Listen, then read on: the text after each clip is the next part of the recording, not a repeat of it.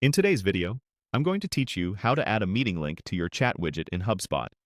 By the end, your website visitors will be able to book time with you straight from the chat, which is a great way to reduce back and forth and capture interest while it's hot. Start by opening your browser and heading to your favorite search engine. Type HubSpot, then click through to the official HubSpot website. Sign into your account as you normally would.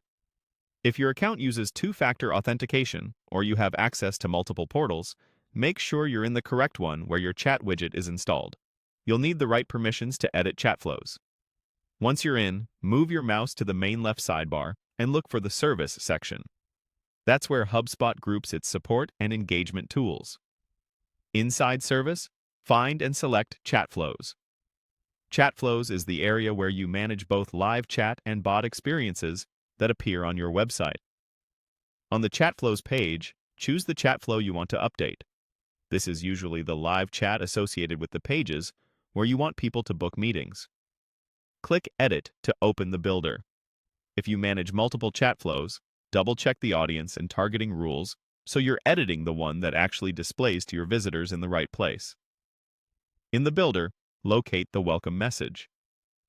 This is the very first message your visitors see when the chat widget opens, so it's the perfect spot to offer a quick way to schedule time.